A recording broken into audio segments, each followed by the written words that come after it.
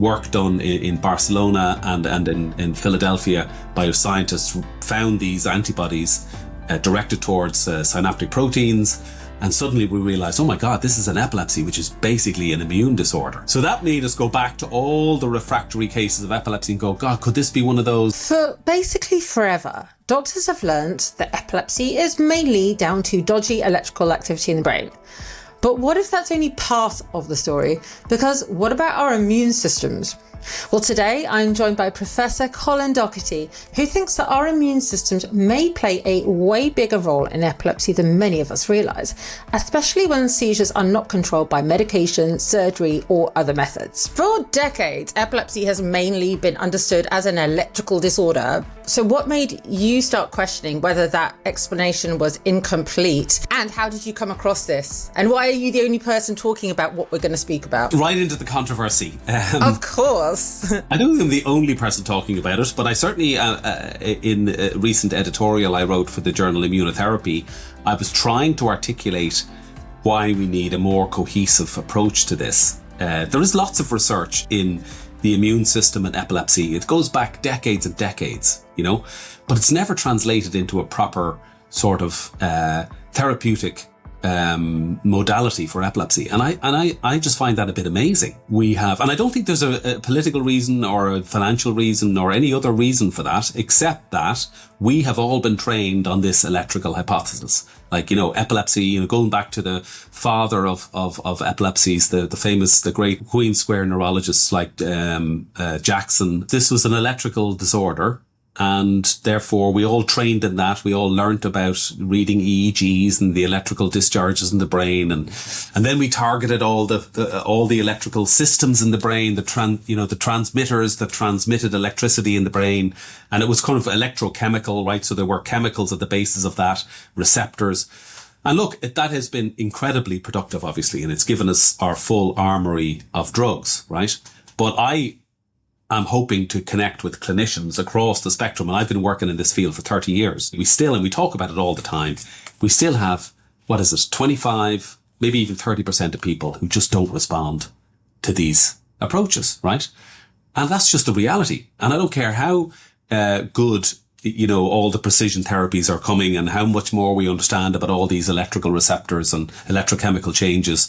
We're still epilepsy is still a very hard nut to crack. And it's kind of depressing to have been a whole career in epilepsy, 30 years, and still be dealing with that large figure of, what are we doing for these people, And, most of the scientists don't have to sit in clinics and go to people, well, yeah, we've given you all this stuff and, you've tried everything now. And then we go to surgery, obviously. Like, I think the more we learn, and I have great relationships and I love all my surgical colleagues, but they would also agree that when we reach a point where we're never having to take part of a person's brain out, surely that's the goal, right? The surgery, nobody wants to be doing that. Even the surgeon doesn't want to be doing that, right? Yeah. But at the moment, it's the only thing that really for definite cures people. Well, in some cases, right? Not even in all cases. Not even in all those cases, exactly. But if somebody says, I want to be cured by this, you can really only offer them surgery. And even then, as you say, we've still got to warn them, look, even the best circumstances, with all the best, you've got the scar there and it's in the right area and the EEG is coming from there and all that works.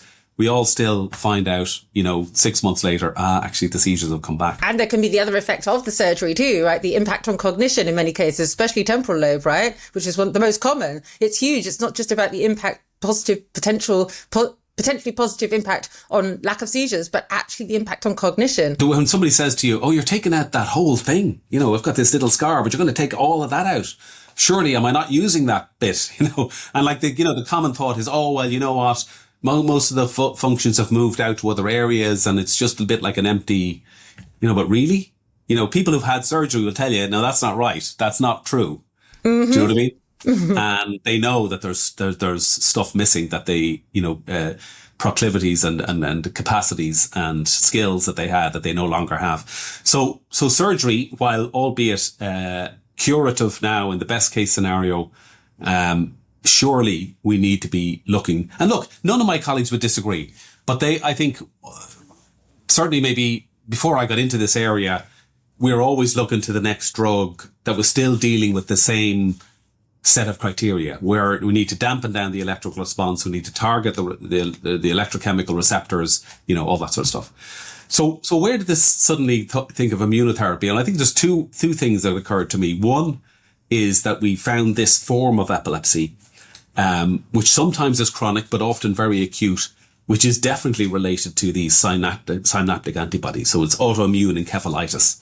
And that's a fascinating condition, which I think has been around for centuries and we never really understood it. And work done in Barcelona and in Philadelphia by scientists found these antibodies directed towards synaptic proteins. And suddenly we realized, oh my God, this is an epilepsy, which is basically an immune disorder. So that made us go back to all the refractory cases of epilepsy and go, God, could this be one of those? And we looked for the antibodies. We never found them. And so then we abandoned again. Okay, so that's not autoimmune. This one is, and we know now if you treat that with immunotherapy, if you treat it with just anti-epileptics, you don't get anywhere. They become refractory. They're the worst cases of epilepsy. You have to treat with immunotherapy and you have to do it early. This is really important. We've had a wonderful guest from Ireland, a neurologist who had this type of epilepsy and needed exactly that treatment, right? I know that neurologist. Yeah, exactly. Yeah. This is real life, can happen to anyone. And so now when we hear a story of the emergence of this, I mean, one of the last cases I dealt with, we got the story of a person had been admitted to a secondary hospital 100 miles away. We got the therapy started in that hospital. We got them transferred because they were an ICU case. They're often very, very unwell. But we knew instinctively, even without the antibody test, we knew this was it. And then having started the immunotherapy early, she had a very good outcome. So this was great, right? So now we have these antibodies. And yeah, we'll go to the other epilepsies and we'll check. Oh, no, we don't have the antibodies. And then someone says, oh, well, every week, every year, there's more and more new antibodies. So suddenly you've got a panel of 10 or 12 antibodies for the synapses, for the synaptic proteins, and you're checking those. And okay, that's negative. And then it began to sort of emerge. So, okay, this does not have an antibody that we can find, but it's behaving very like an immunological it's very much like the autoimmune encephalitis. And then we treat those and in fact they get better as well. So suddenly we have got this thing called antibody-negative autoimmune epilepsy. Okay. And saying, okay, so that's interesting. And so that's sort of saying, well, we haven't seen an antibody, but we expect some clever person's going to find one. So that was all bubbling around in the last 5 years. So maybe 5 to 7 years, right?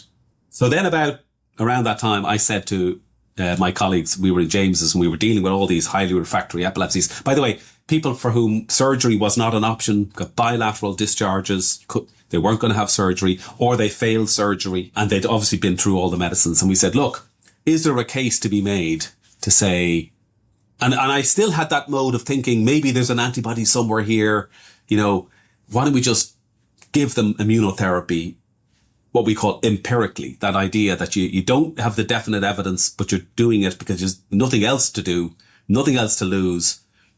Talk about the dangers maybe of immune therapy in a while also, but why not try this, as a last resort? We're desperate, basically, right? If you don't have any other choice, you go for it. Exactly. We'd say what we'll do is when we do this, we'll see what characteristics they all have in common. Because I was sure we're going to find a few antibodies that we hadn't suspected they had. And we're going to do a lumbar puncture and we're going to do serological testing and all that.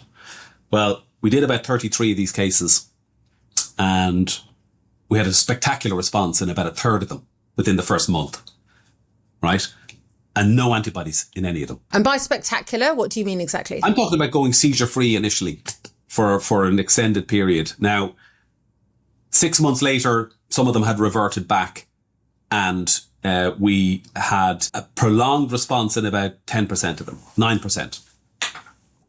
So 1 in 10. Now, look, for people like me who deal with, our clinics are full of people that we've tried everything with, that's still a very, very viable option.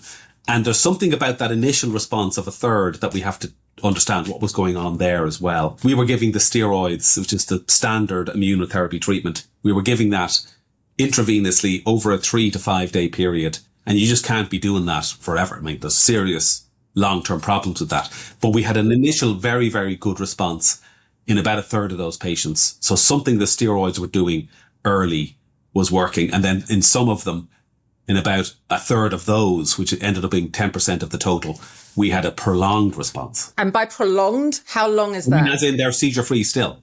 Like oh my God. And how long has that been?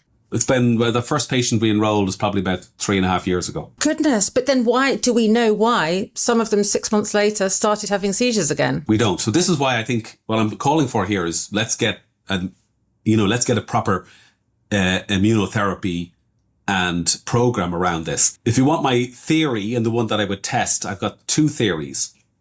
One is that there's a cellular immune response that we don't really understand. What I mean by that is immunological diseases are often antibody-mediated, B-cell mediated or T-cell mediated. And in the concussion work, for instance, we know that there's quite a huge amount of T-cell activity. There's also this immunological agent called complement release during brain trauma. There's a lot of immunological stuff going on in the brains of people with epilepsy that is not what we call humoral. It's nothing to do with antibodies. Okay. And by the way, there's nearly a century of data on this. Like there's been hundreds of animal studies looking at this, and why not? Of course, like injury in the brain of any sort, inflammation is the response. That's the natural response of the brain. Yeah. And in a sophisticated animal like a human, there are both humoral and cellular responses. The whole immune system comes with all the different aspects of its cells and antibodies respond. And all we've been doing in the clinic is being worried about the antibody response. And I say, well, look, 100 years of data saying that there's a cellular response. And then we looked at we look, God, we did this steroid treatment. Surely somebody else did this. And we looked at the literature. We published it with a medical student at the time, published a review of all the work in the use of steroids in epilepsy. And we found only 4 studies. 4, which is kind of incredible given the amount of work. That's nuts, right? And by the way, the quality of those was so poor because they were giving steroids along with some other agents, and you couldn't tell. There wasn't really a good study of steroids in epilepsy. Not a single one. Now, look, there could be a commercial issue there, Tori, to be kind of controversial, right? So steroids were discovered, I think, in the 1940s, and they began to be used in the 1950s clinically. And so there's no patent on those. There's no money to be made on giving people high dose of steroids, right? So there's very little interest from a pharma company in running a study. Now, there could have been what we call an investigator-led study, like someone like me could run a study. That study of placebo-controlled study needs to be done, I think, in my view. That's the first thing. So why don't we just do that?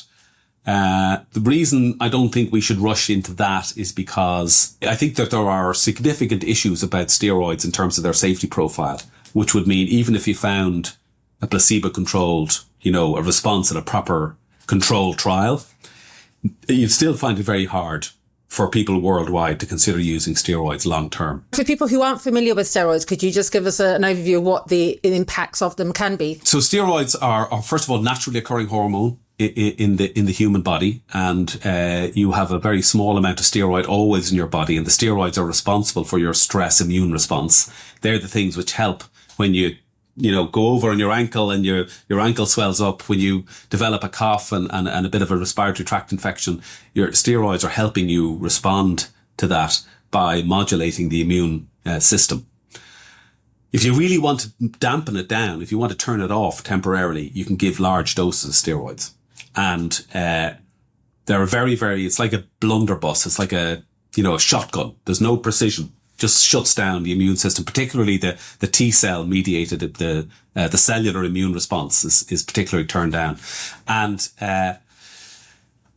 so what happens then, obviously you're susceptible to other things that are going on that you need your immune response for is now off. So suddenly you're now an immune compromised patient. And these were the patients we worried about who were during COVID, if you had been on steroids for whatever reason.